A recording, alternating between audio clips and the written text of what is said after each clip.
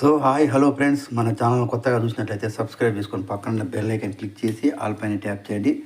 రైతులకు good news. జనవరి 26 నుండి మొదటి విడత రైతు భరోసా డబ్బులు. రైతు భరోసా లెక్క తేలింది. రాష్ట్ర వ్యాప్తంగా సాగుకు యోగ్యమైన భూములు 1.49 ఎకరాలు ఉన్నట్టు అధికారులు ప్రాథమికంగా గుర్తించారు. వీటికి సీజన్కి ఎకరాకు 6,000 రూపాయల చొప్పున రైతు భరోసా ఇచ్చేందుకు మొత్తం 8,900 కోట్లు అవుతాయని కూడా అంచనా వేశారు సర్కార్. ఈ మేరకు నిధులు విడుదల చేయాలని కూడా ఆర్థిక శాఖ ఇప్పటికే ఆదేశాలు కూడా వెళ్ళినట్టు తెలుస్తుంది. అయితే విడతల వారీగా జమ. రైతు భరోసా కోసం ప్రభుత్వం నిధులు రెడీ చేసుకుంది.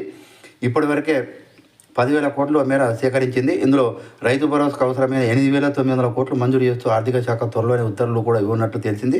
ఈ మేరకు ప్రతిపాదన కూడా సిద్ధం చేసింది. అయితే ఏకకాలంలో కాకుండా ఎప్పటిలాగే విడతల వారీగా రైతు భరోసాను ప్రభుత్వం జమ చేయనుంది. ఎకరాకు 6,000 రూపాయల చొప్పున 1,49,00,000 ఎకరాలకు ఇస్తే 8,900 కోట్లు అవుతుంది. గతంతో పోలిస్తే ఇది దాదాపు 1,500 కోట్లు ఎక్కువ. ఏ గ్రామాల్లో సాగు యోగ్యంగానే భూముల డిజిటల్ బ్లాకింగ్ అవుతుందో ఆ గ్రామాల్లో ఎకరా వరకు భూములు ఉన్న రైతులకు ఈ నెల 26న పెట్టుబడి సాయం అందనుంది.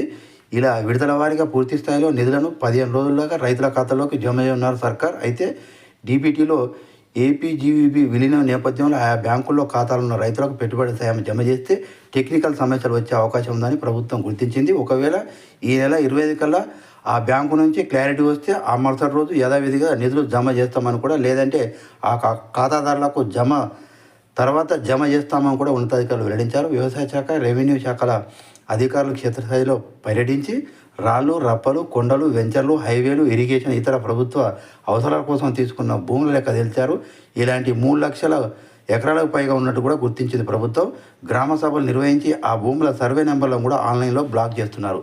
సో ఇలాంటి లేటెస్ట్ న్యూస్ మీకు రావాలంటే సబ్స్క్రైబ్ చేసుకొని పక్కన బెల్ ఐకాన్ క్లిక్ చేసి ఆల్ పైన ట్యాప్ చేయండి, లైక్ చేయండి, షేర్ చేయండి, కామెంట్ చేయండి.